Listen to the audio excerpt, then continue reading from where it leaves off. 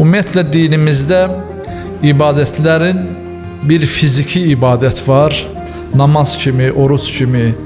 Bir mali ibadət var, mali ibadət xumus kimi, zəkat kimi. Və bir də əqli ibadət var. Əqli ibadət də təfəkkür etməkdir. Yəni Allah Taala'nın əmrləri barəsində, Allah Taala'nın yaratdıqları barəsində təfəkkür eləməkdir.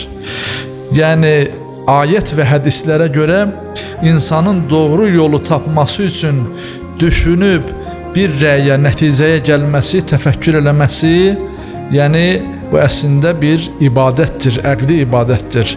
Ona görə Həzrəti Peyğəmbərimiz buyuranda ki, bir saat təfəkkür eləmək, düşünmək bir illik ibadətdən üstündür deyəndə İmam Sadiq əleyhissalam bu kəlamın, Peyğəmbər kəlamının təfsirini izah edəndə buyurur ki, insan övladı Allah Taala'nın buyurduğu şəkildə, əmr etdiyi şəkildə necə yaşadığını, haradan gəldiyini və bu həyatda necə yaşadığını və haraya gedəcəyini, aqibəti haqqında təfəkkür eləməsi deməkdir o bir saatlıq təfəkkür düşüncə.